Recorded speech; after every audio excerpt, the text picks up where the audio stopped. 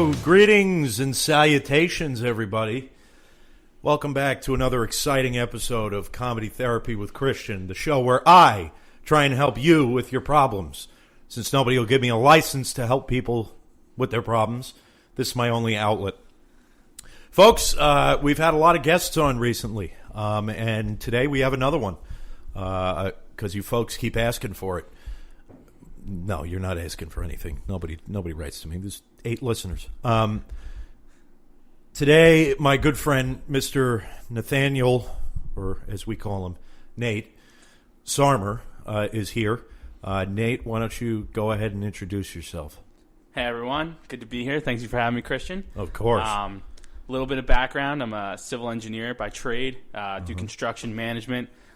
24, married, no children yet. Thank God. Have a cat, though, with my wife. Her name is Scout. The cat, not my wife.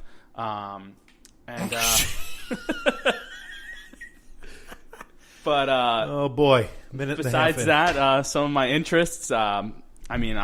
Big Marvel guy, big Star Wars guy. Star Wars, Marvel. Me and Christian got a lot in common there. We share a lot of similar tastes in movies and video games and so on and so forth. So I'm looking forward to sitting here and chit-chatting a bit and getting into some of it. And sports, believe it or not, as well. Yeah, we suffer. Go Mets. We suffer. Go Mets. Go managerless Mets. Yeah.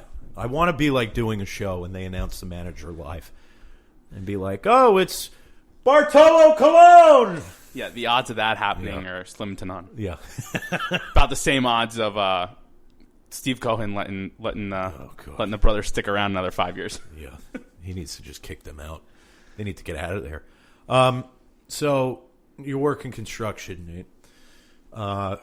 People curse a lot in construction. Yeah, it's a pretty common occurrence. You can't go one sentence without hearing, fuck this, fuck that. I think I've heard the F word more times in one day working construction than I had in my entire life. So that was definitely a change. You're friends with me, so. Yeah, I know. It's really telling. But it's very interesting because people try to say that curse words aren't a proper form of language. They aren't proper speaking words.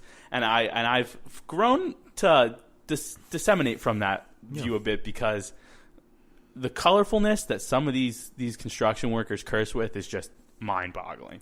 I have heard terms and phrases that I never thought I would hear in a million years glued together by curse words. So I've been kind of in that same vein.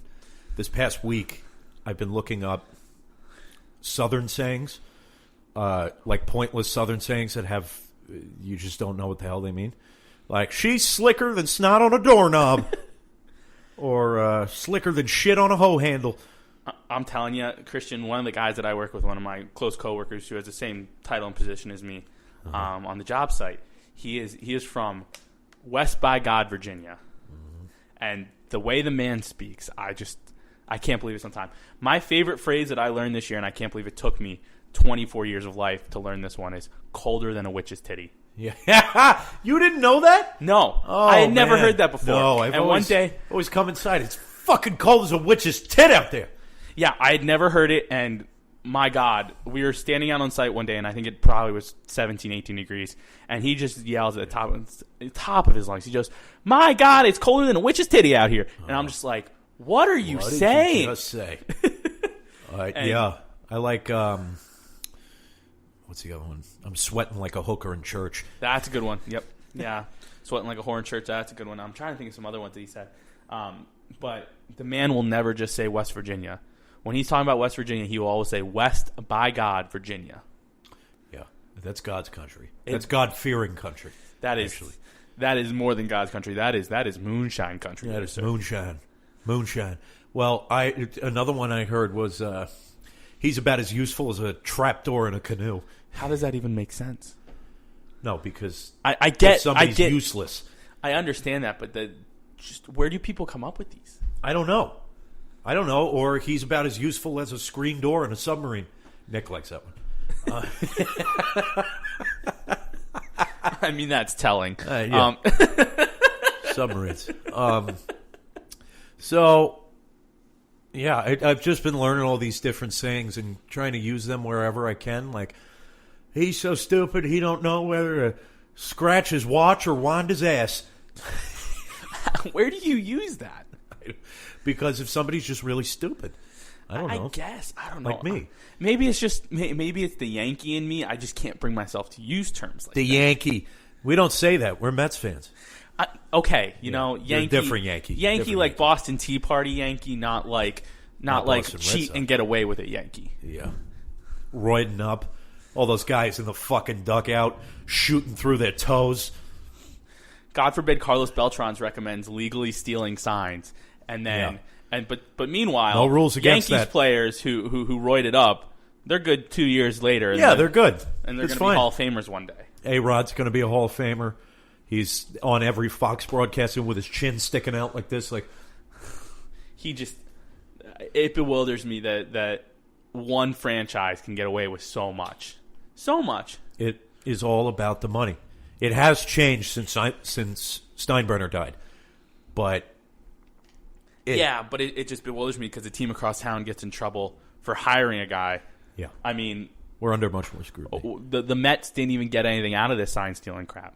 We've had 6 losing seasons in the past 10 years. Yeah. And all we get to show is a fired manager 20 days before spring training. We don't have fucking Altuve running the home plate going, don't take my shirt off. I'm wearing a wire. We don't get any of that. We have Pete Alonso purposely ripping his shirt off. Purposely ripping his shirt because he off. walked off in a game that didn't matter. Yeah. I just want to thank the fans, the 3 of them that are here. You know, because there's always 3 fans in Citi Field. There was that one weekend where they played the Nats, and they won the series. And guess what? The Nats are World Series champs, so we always had it in us. So shut up, you Nats fans. Then, although it was, I will say, for all my distaste of the Nationals, it was a fucking great baseball story. It was like they were in the fucking gutter in the beginning of the year. It's a great baseball story because it includes Bryce Harper basically getting shit on. Yeah. He finally brought the title back to Washington. He was their curse, I'm convinced. Once he was gone, shit just started making sense. Well, it's fair because, I mean, look at the Phillies last year. That team had How many so players did they lose? They kept losing them left and right. Well, it's not even that they Herrera just and- lost them, and then the guys that were there were underperforming. Don't worry. Once Herrera serves up his suspension, the Mets will come and fucking scoop him up. Yeah, sounds about right. Domestic violence? Come to the Mets. Can't play? Come to the Mets. there's Burnt out? Gary Sheffield? Come to the fucking Mets. Wow, we're just on our path to hiring our first base coach as our new manager. So, Oh, my you know, God. I can't even. The amount of beat frustration. the Mets. Beat the Mets. Beat the Mets.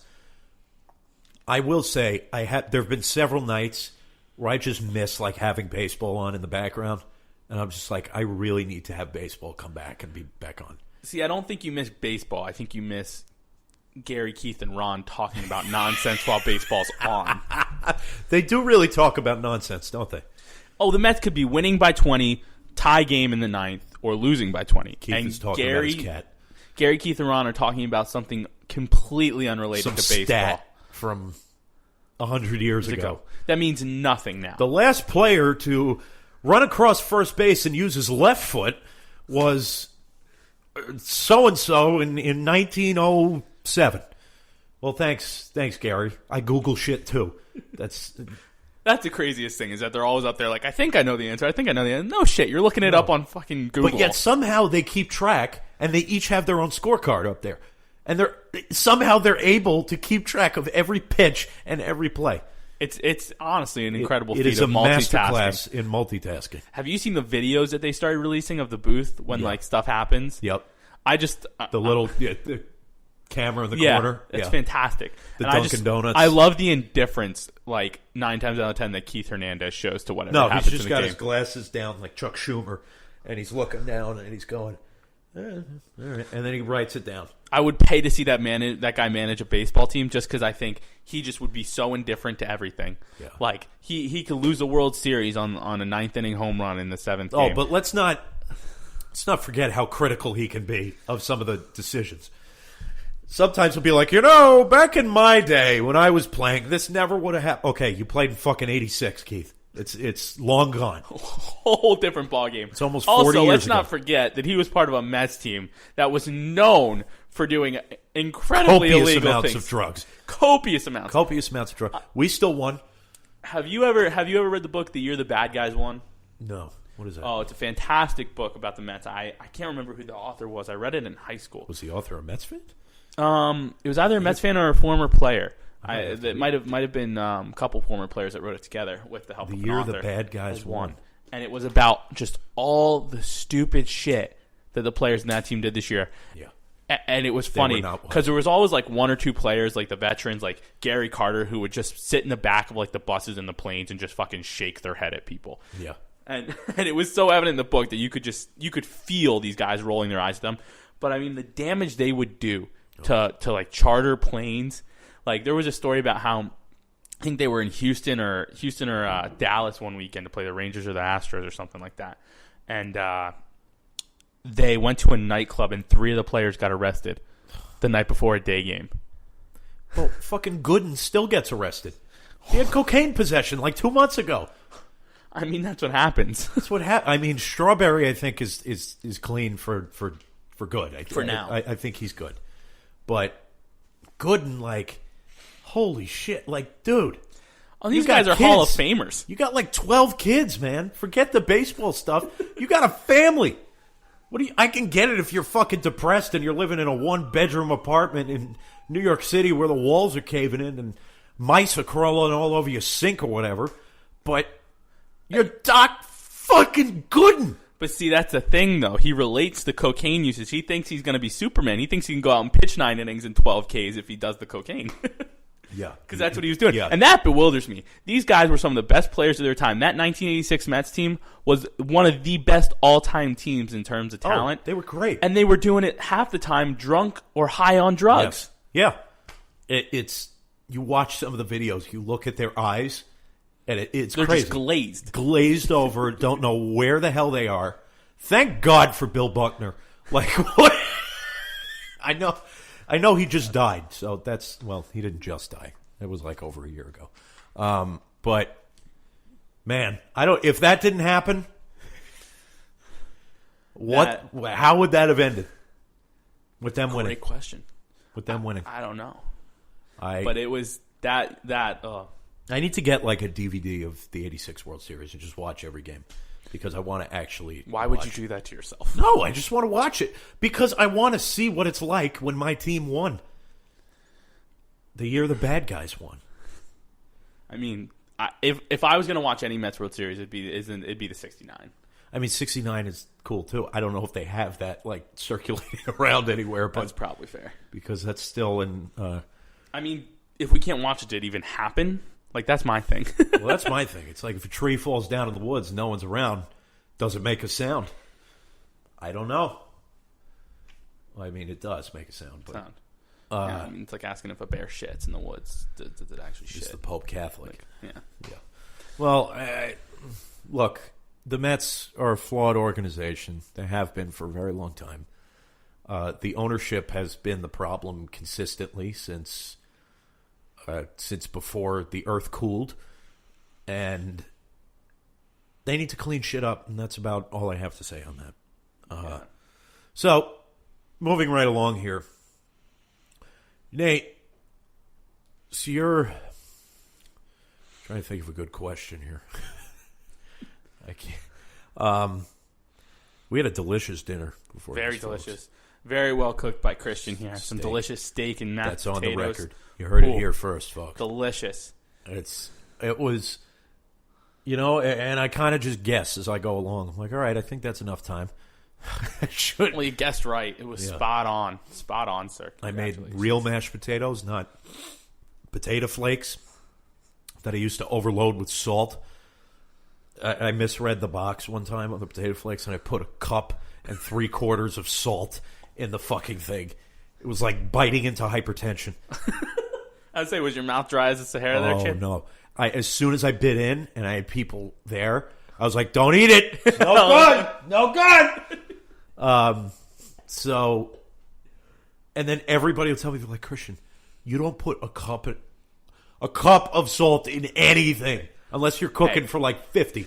That, or unless you're someone on the Food Network. Yeah. I swear to God, they throw salt in anything. They love their salt. Salt is weird for me now. I've all of a sudden started noticing salt a lot more in foods. And I'm like, oh, this is a little salty. Really? Yeah. I'm going to be honest, I'm never one that noticed it. My wife does not cook with salt at all. She hates the stuff. Really? She cannot stand it. So none of our, and I'm going to be real bad here. My wife does all the cooking. I clean up dinner and clean the dishes, but I can't cook to save my life. Sometimes, actually, that's a lie. Sometimes I can cook. Yeah. I can cook a decent meal if I really put my mind to it. Yeah. I just don't enjoy it at all. And work in construction, I have pretty long days, pretty long hours. So by the time I get home, it's the last thing I want to do. And if we were doing that, we'd be eating at 7. So she usually cooks. But yeah, she doesn't touch salt. Not at all. What about pepper? Yeah, lots of it usually. Yeah. Much to my dismay. You don't like pepper? I like it in moderation. She uses it to make up for the salt. So I'm over here biting into peppercorns and my mouth's on fire. Because I do not do spicy stuff. And she does, which is just a whole nother thing. I love spicy stuff. Her favorite thing to do is just sneak a couple red pepper flakes into dinner sometimes. See if I'll notice. And of course you'll notice. I notice it. If you don't notice then, you'll notice about 3 hours later. That's another thing, because spicy stuff, I don't like spicy stuff mainly because it doesn't agree with me. Well, it comes out just as spicy as it went in. Yeah, that is no bueno. No bueno. Fire in the hole. That is... Yeah, Nick had like a Potbelly sandwich one night, and it had peppers on it. And he was going to work the next morning, and he left. And then he comes running back in, and he's like, fire in the hole! Fire in the hole! Jesus, that is. Not to get into I will be honest. I will be honest. I was down at so me and my wife, we spent Christmas with my in-laws, her parents, and part of Christmas we went to Disney World down in Florida. I want to talk to you about that. Yeah, we'll get there. But a fun little story from that was that I decided when we were in Epcot one day that I was going to have their spicy margarita. Oh, that did not go well. The bathroom that night was Nate's home. That came out hotter than it went in, and I don't know how. No. I don't know how. Spicy margaritas? Yeah. Where were they selling this? Epcot? Epcot, Mexico. Oh, God, yeah. Just get the churros. That's it. Just get the churros and be done. I guess we're on the topic, so, what do you want to talk about with Disney World while we're here? There's one thing I want to talk about. You know what I want to talk about with Disney Star Wars Land? Yeah, tell us. Incredible. Give us a lowdown. So we decided to do Star Wars World. We did our fair share of research into an ask before we went. It's at Hollywood Studios, formerly MGM Studios. Galaxy's Edge. Galaxy's Edge, Star Wars. Incredible job. They did an incredible job with that place. So, fun little story and fun fact, if you are planning on going to Galaxy's Edge, make sure you get to Hollywood Studios, a park, early that morning before it opens. That's what I've heard. Because isn't it like a lottery system or something? For Rise of the Resistance, the newest one, which absolutely incredible ride.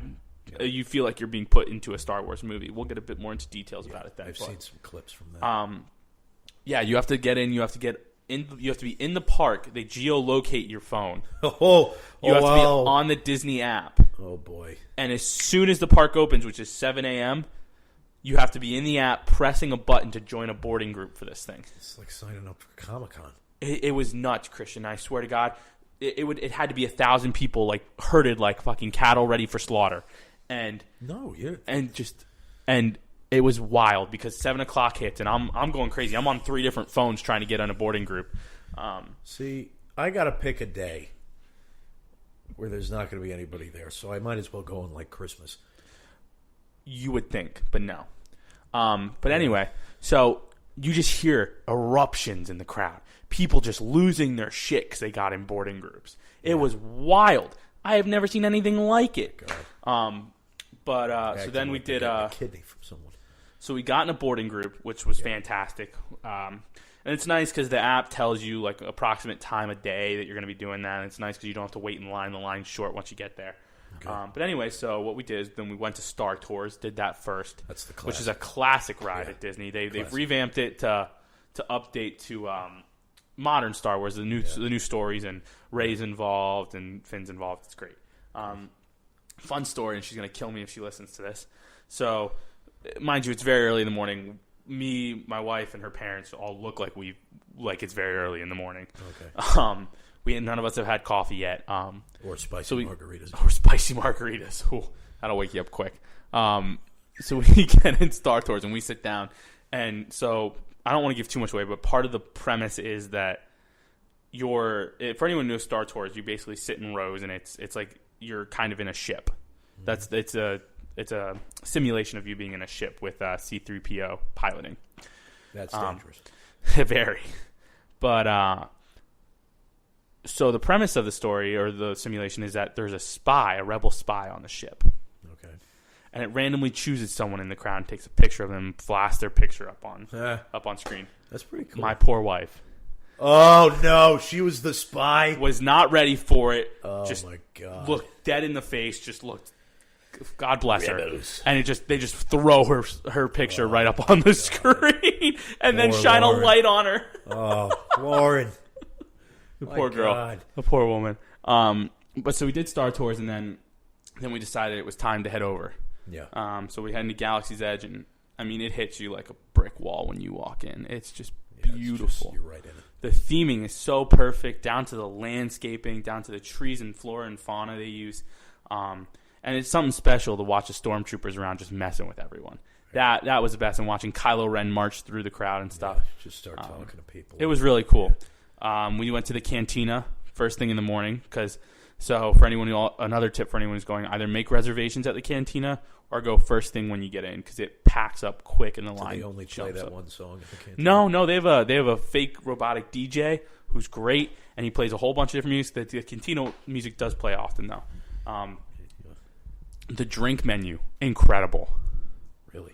I mean, I had an alcoholic beverage at like 8 in the morning, but it was incredible. I had this drink. I forget what it was called. It was the fuzzy wonton or something like that. Oh God! It was delicious, but it was this yellow drink on the rocks, and then it had like this foam on top of it. Okay. And so I take a sip and stuff. Next thing I know, my lips are fizzing. I don't know how they did it, what they did, but it was incredible. They had another one that the drink came out, and I don't know what they did to the bottom of the glass or the bottom of the drink, but the drink just kept bubbling. It was a cold drink, but the drink would like bubble, like it was boiling. It was very cool. Theming also once again done very well. All the cast members stayed in character very well down there. It was great. With the Millennium Falcon ride, I highly recommend going with a group of 4 to 6 people. It is a group-oriented ride. A big part of it is that it's a mission, and it's a 6-person like ride, and each person has their own little job or whatever. And part of that is that if you get stuck with some strangers, it's not fun. My wife and my wife's mom they're not big ride people, so it was just me and my father-in-law that did it, and we got stuck with 4 other people that just 2 of them were little kids, and it's very interesting because the ride is very dependent upon the people, which is very different. But it was cool. Looked at this country? Yeah, fair. But we waited the wait for that because there's no fast pass on any of these yet. Right. So the wait on the Millennium Falcon ride I think was like 2.5 hours. We stood in line. Well, brutal. Worth it? Yeah, I would say so. Would have been a bit more worth it had we had more people and the experience would have been a bit different, but it was pretty good. The food was really cool. That was all very themed. Looked awesome. The apparel and all the stuff you could buy was cool. The biggest rub I had was that it cost $200 for a lightsaber to build a custom lightsaber. Yeah, no, I'm sorry. That is atrocious. That's atrocious. It's plastic. Of course it's plastic. What? Do you know what the profit margin on that is? It's got to be at least $150 of profit. Not to like Disney needs to be making more money on little things like that. You got enough. And do you know what the backup is? You can make your own droid for $80. Fucking Bob Iger swimming in a sea of fucking money. That dude, I don't know how. He just makes money and money and money and money. Oh, yeah. You want to talk money? Yeah. That guy makes it. For those of us that are over 21 and do enjoy alcoholic beverages, I will say this is my first time at Disney since turning 21 and being able to legally drink.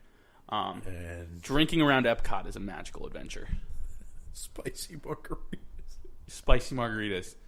Didn't do that a second day, I'll tell you that much. No. But there was one day where we spent a whole day in Epcot and I got a drink at each country. My God, it was a glorious day. I traveled the world and drinks.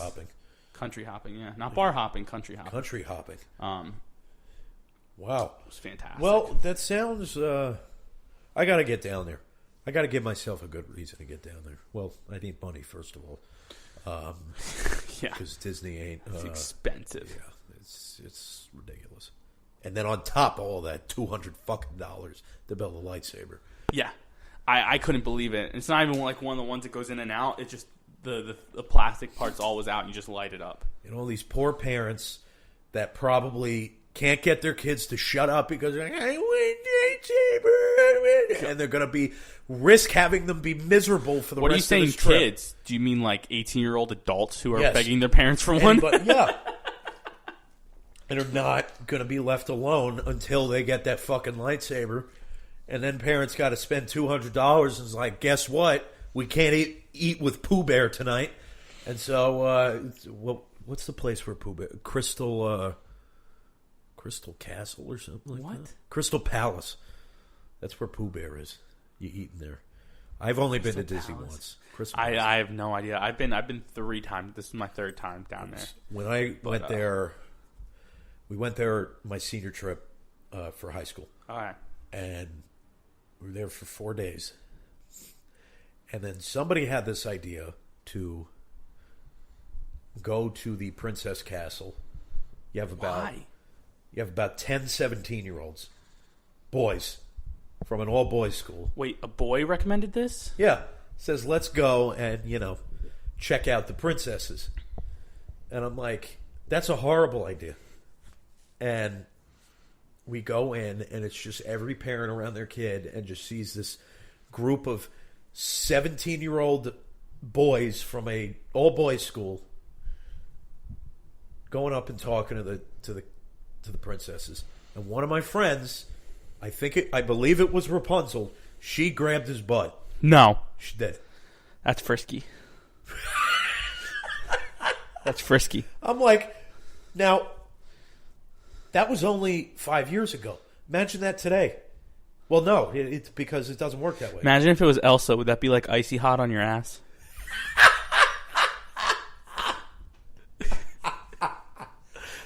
And one of my friends gets down on one knee in front of Cinderella, who was like, I've been waiting my whole life for this. Yep. This is why you don't take 17-year-old boys to Disney World. Oh, no. We were under tight security. They taped our doors every night. And, it was fucking... Wait, what did they think you were going to do? No, if the tape is broken in the morning. I understand that, but, it's a bunch of guys at Disney World. What are they expecting? My school was very protective. And it seems like it. They very interesting. Another thing, the last ride we did, I'd done Splash Mountain maybe 7 times, because you got to do Splash Mountain. Splash Mountain's great. Yeah. And you have to do it. The scariest part of that ride is not the drop. It's the characters. Oh, they're terrifying. Zippity-doo-dah, zippity. Well, I hold to this day that there is no ride more terrifying in the world than It's a Small World. I was lucky. It was under maintenance when I was there. That ride terrifies the hell out of me. I was so lucky. So we go on Splash Mountain. We're like, let's get a good picture when we're going down this thing, right? Let's get a damn good picture. And then we get to the bottom, and we go run around to see where the pictures are. And there's this woman standing in her colonial gear. She works there, and she's got her arms crossed in front of the screen, and the picture is pixelated. I'm like, what the fuck? And we're like, can we see the picture? And she's like, no, there's explicit content in the picture. And I'm like, what? What happened? And one of the guys that was with us literally on the drop, mid-drop, going down, because we did not see this the entire 5 minutes leading up to that. He put a sticker over his mouth that said, "Nice ass." And so this woman was so mad and was like, you can't look at this picture. You can't. And I was like, well, there goes our nice fucking picture. Another time we did, we put put our shoes on our hands to make it look like our feet were in the air and just tucked our heads in. Probably not safe for whiplash purposes, but no, definitely not at all. But Disney's fun, man. I never thought it'd be a place that I actually enjoy. But when I went, maybe it was because I was with all my friends from high school, and there's a certain camaraderie there. But it's the most magical place on earth. You get to be a kid. That's the biggest part of it. It's where a kid can be a kid, like Chuck E. fucking Cheese's. Did you ever go to Chuck E. Cheese's when you were little? Once when I was little. It was not a place my parents let me go a lot. Do I have a Chuck E. Cheese? Your parents, good. Do I have a Chuck E. Cheese's story for you? Oh, God. So, I'm in Chuck E. Cheese's, as you can surmise. And wait, I've always wondered, what does the E stand for? I don't want to know. Because all I know technically is his middle name, isn't there's it? guys in mouse costumes walking around with eating stacks of Manchego cheese and Manchego. What the hell's going on? So I'm there. I'm probably 3 years old, and there is the ever famous ball pit, right? And for which, by the way, fun fact: when I was little, I used to think that ball pit and bullpen were the same thing.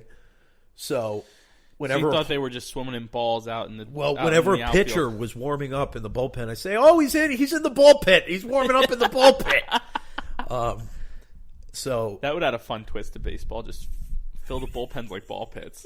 Every time they open the door, it just floods out. You got Familia swimming through it. Fucking bring music is playing. Bring Here he comes to blow the fucking game. Bring back bullpen carts, but just put a giant fucking blow up house in the back filled with a ball pit. Yep. And it's him dancing around. So anyway, this is gold. So I'm in the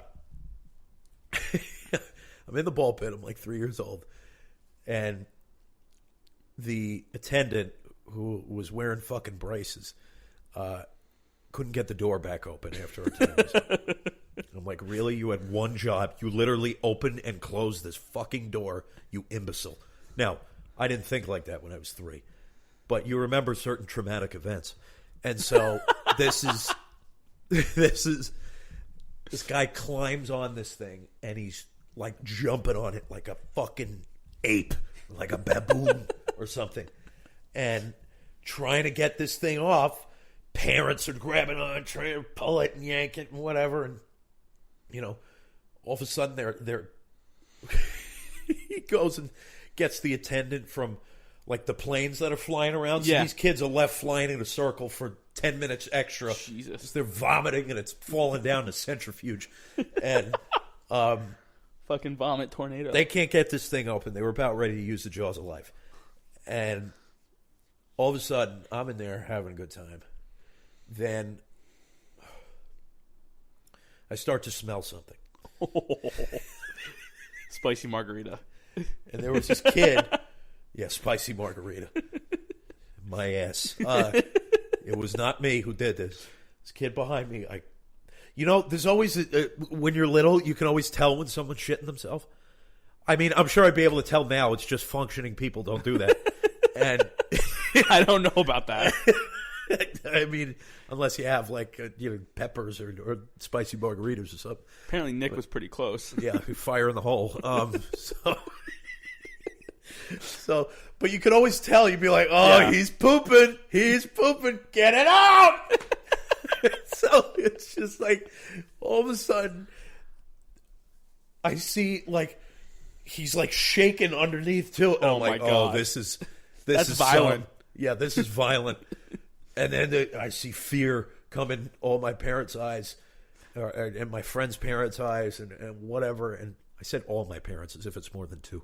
And my parents' eyes, and this kid literally, whatever he was laying out was so packed, such a wallop that he was like rising up.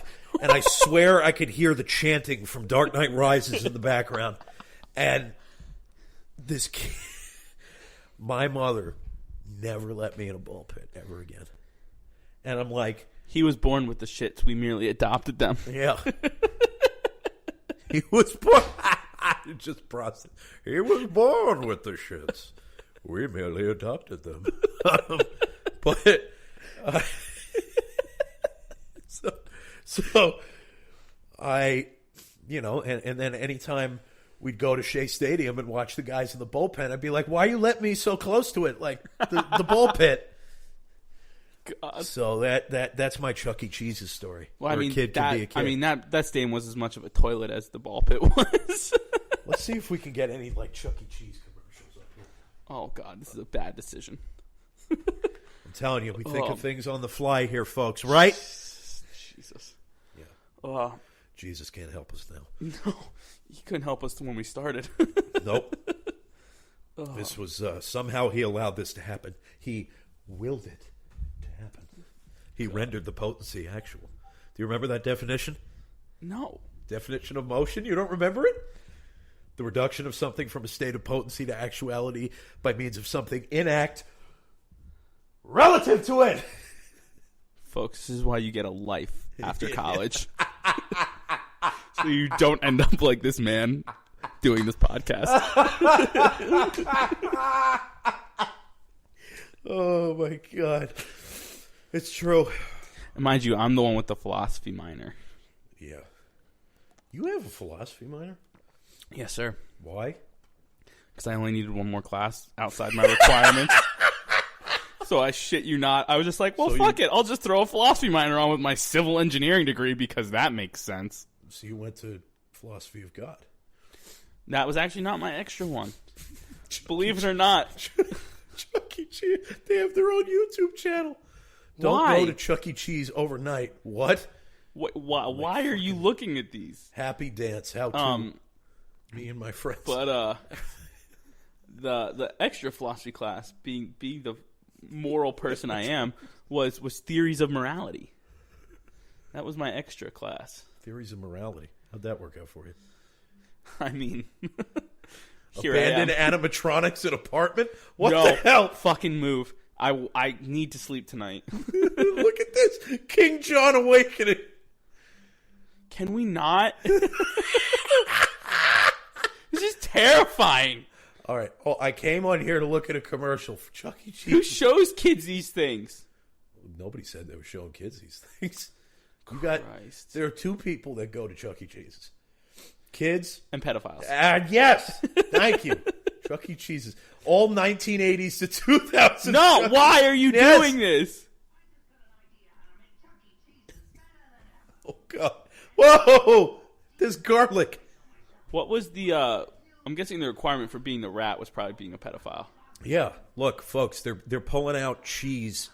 Look at these kids playing skee ball. Christian, There's the ball pit! Christian, can we just take a look at this pizza? Look at As this a New pizza. Yorker, how disrespectful is that to you? The amount of flop that must be on that thing? No flop. Let's see. Oh, Jesus, that got... Whoa! This is terrifying! Whoa! What?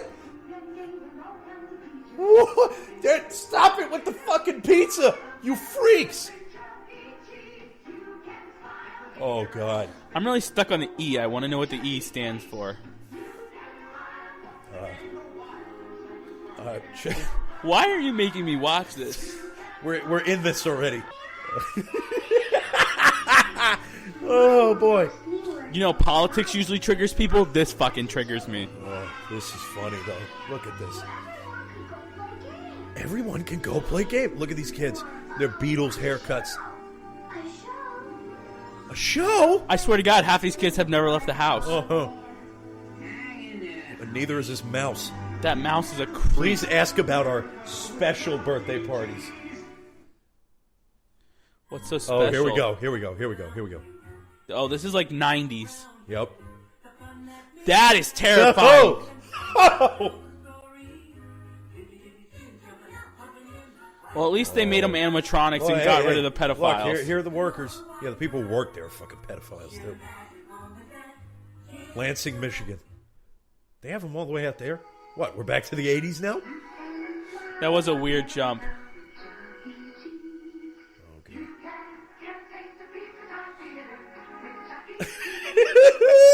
He just winked at us. I'm going to have nightmares I got about to that. shower now. I got to take a shower.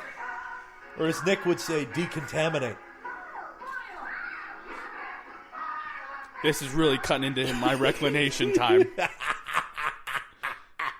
Can we not watch anything like that? Yeah, no, we don't have to. Get off of this shit. No. All right, okay. All right, thank God for ads. Yeah, so that was Chuck E. Cheese. Christ. Folks. How is that place still open? Jesus. Like, when I was down in South Carolina earlier this year for work, there were still Chuck E. Cheese's open down there. How? I don't know, man. I really don't know. Who the hell works at Chuck E. Cheese still? Pedophiles. Well, I thought we had a pretty good grip on that nowadays. Yeah, I think they got everyone. Chuck E. Cheese bewilders me. Chuck E. Cheese. Like, can't you Amazon like Chuck E. Cheese shit anymore? What? You're gonna Amazon the pizza from Chuck E. Cheese? Why not? Probably Uber Eat it. Yeah. Uber! I'm outside with your food. Chuck E. Cheese pizza. I remember when my mother moved out of the house that we grew up in. She moved out of there 2 years ago. Of course, I was packing my room, rather, just getting everything out of old, like, drawers and, like, my desk and whatever. Yeah. You know, there's always, like, a pile of fucking quarters somewhere. And amongst the quarters was a Chuck E. Cheese token. And I was like, oh, my God, I'm being watched. I'm being watched. They're not. Look at this third one. Look at this third, like, science fiction theater. Can we just not? Can we not? What? You want me to put a fire up? I'll put a fire up. We can do that. Let's do this. Sex education. What? Definitely not you.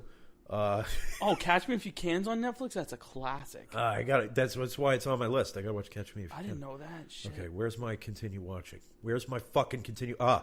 This is my favorite edition, the Birchwood edition. I did this at Christmas Eve. Huge hit. Huge hit.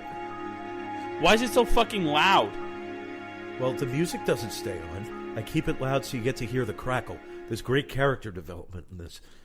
What the fuck goes into creating one of these videos? You put a camera near a fireplace and you let it go. Look, can't you hear it? It's magical. What the fuck is your problem? You say problem as if it's singular. That's fair. Not many That's people, fair. not even my therapist says problem as if it's Which way is the singular. list shorter, chronologically or alphabetically?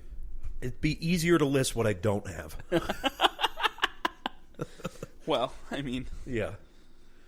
half those you've probably developed in the last year living with Nick. So Yeah, I mean, there's a lot of butter flying around here, so I don't know. There's some fumes coming through those fucking vents. You know I can't breathe in that room. I wake up in the morning. So should we talk about the Irish flute? No. No. I don't want to. I really don't. I want to talk about the fact that there's minimal airflow in that fucking room. And I have a portable air conditioner in there. Well, I'm going to be honest. Nate used to live in the room that I live in now. Brian was on last week. He was the one that lived there after Nate. Now it's me. Like, we got a whole fucking chain. Well, let's talk about this room, because you know what this room did? This room pushed me to not only go to New Jersey for 4 months, but then to South Carolina for 7. You voluntarily went to Paramus. Paramus! You walk in one day and you go, I'm going back to Paramus! Hey, Paramus is a nice town. I'm sure. And Manhattan's a Although nice city. I enjoyed my time in Charleston much more. Oh, I'm sure. It's laid back, man. The beach. Slicker than shit on a hoe handle. You know what, though? I've never eaten better than I did when I was down in Charleston, South Carolina. Well, butter my butt and call me biscuit. Sure. But seriously, though, the biscuits down there, different. Oh, yeah, different. The I've only food been to is South different. Carolina once. But it was like Myrtle Beach, so it's not technically the South. It's like So you mean Ocean City? Yeah, Ocean City. It's Ocean City. It's Ocean City, but except on every street corner there's a mini golf course. That's fair. So many mini golf places. There's like some weird mini golf fetish in Myrtle Beach that people love to play mini golf. Mini golf does not prepare you for actual golf. It prepares you for that That's little like saying spot. that's like saying ping pong prepares you for tennis. No, I played tennis for 4 years. I loved it. That was when I was in shape. Yeah, same. Now I got, the shelf over here. And I did start running again. Look at this thing. It's roaring. Fucking roaring. You need a job. I do need a job. What do you think the overlying message of this podcast is? I need a fucking job. Hire me, goddammit. Christ, Christian, this is a new low for you. What, the fire? Yeah. No, I was doing this even when I was working. It don't matter. I love sitting. There's nothing fucking better. I come in here, I got just this light on and the fire, and I'll read a book, and I just have my feet up. Do you know when I realized I broke myself junior year of college during finals? How did you realize? When I decided, or when I found myself watching a Netflix fireplace, folding laundry, drinking what I called Christmas in a cup, which was hot chocolate and Fireball. Oh, God. I took a good look at myself in the mirror and I said, "You're a domestic, middle-aged housewife, Nate, and you need to get the fuck over it." Domestic, deranged, middle-aged housewife. Yeah, I used to come into your place when you were in the mills. You used to have it freezing in there, and I loved it. It was great, I mean, one of mine and Christian's good friends, Mark, he was my roommate my freshman year of college, and was then mine and Nick's roommate for a short time after all three of us had graduated. The man, literally, I swear to God, has zero circulation in his body. And this heat, even if you put it on 70, that's fucking hot. But he would put it on like 75, wouldn't he? Yeah. Oh, my God. I would literally sneak out in the middle of the night to turn down the heat and to open the windows. There was one night I slept in CB Circle. Not living here, but when I lived in Reardon, I slept in CB Circle one night. Why? Because it was in that interim period where it was turning to the spring, but they wouldn't turn the air on yet. And I just could not fall asleep. I'm like, fuck it. I'm going to sleep outside. Anybody wants to kill me? Go ahead. Go ahead. I live to tell the tale. Eoi, oi, oi. Eoi, oi, oi. Oh. You might have, you probably should have been, like, woken up by an RA or something. Or DPS, but DPS was probably sleeping outside, You mean too. Rent-A-Cop? Rent-A-Cop. They're sleeping outside, too. God. Hey, you got any space over here? I brought my sleeping bag. Oh, God. Well, I think it's about time we wrap things up. We've been going for 50 minutes already. Jesus Christ. And I usually wrap up around 45, so I've given you extra time. Look at that. So, I'm special. Congratulations. Fucking About as special as Edwin Diaz actual close of a game. Eoi, eoi, eoi. Eoi, eoi, eoi. People used to get excited when they heard that music. Oh, Familia's coming in. Game over. Game over. And then he blew 5 out of the 6 games of the World Series. Then he got in his head. Got in his fucking head. I have never seen a bigger choke job than the 2015 World Series. Don't even. And we on had that the note, lead in every single game. 7th inning or later. 7th inning or fucking later, which is a problem the Mets have always had since fucking 1962 when the expansion team known as the New York Metropolitans first burst onto the scene at the motherfucking Polo Grounds. The problem has been the bullpen. Although pitchers used to pitch Well, the entire games. The problem when we first started was that the polo grounds, pole to pole, was like 700 yards. It was a fucking. Then they went to field. Shea Stadium, That which a was fucking another football field, and it looked like a toilet that was in a city called Flushing. And then they built Citi Field and did the same fucking thing with the football field thing again. And then they had to move the wall. I remember. Yeah, then they had to move the walls out. I remember. In. I remember the first game I went to at Citi Field. We used to have season tickets, and we went. It might not have even been like opening day. I think it was like an exhibition game because they did exhibition games for some reason, and it was them against the Red Sox, and we were standing outside just like in awe, looking at this fucking place. Was what, 2008? 9. 9. 2008 was the last year. That's right. Which I went to that last game at Shea too, which was another heartbreak. But my mother takes one look like around, and she just turns and looks at me. She goes, "They don't deserve this." I'm like, you know what? Yeah, they don't. They really don't. So, anyway, Nate, I want to thank you for coming on my dinky-ass show here. Thanks for coming on. You're always welcome. Thanks for having me, sir. I'm glad to come on anytime and We've talk. slowly, slouched more and more as time's gone on here. You can tell good. we're getting more comfortable. We're getting more and more comfortable and I'm lazy. just, like I said, I'm satisfied from that steak. Oh, it was I'm just delicious. satisfied. But no, definitely. I'll have to come back and we'll next time we'll try and talk some Marvel, Star Wars. Yeah, Star Wars, Star Wars. Dude. E-oi. You need to get over that sound real quick. No. It's that song. I hope Nick learns that song on the Irish whistle. I can't even fucking... All right, folks. I'll check in on you on Thursday. We'll see how you're doing. Hopefully your lives haven't gone off the rails yet, and hopefully you're sticking to your New Year's resolutions. Ha! I ain't. I can't even talk. My resolution was to not have any, so. Hey, I like that. Yeah. I like that. I'm going to do that next year. I wish it was New Year's again. Fuck! Just fast forward through 2020. We don't need it. All right, folks. Have yourselves a good evening, a great Tuesday and Wednesday, and I'll see you on Thursday. No, I won't see you. Thank God. I will talk to you on Thursday. Have a good one, folks. Tee-hee.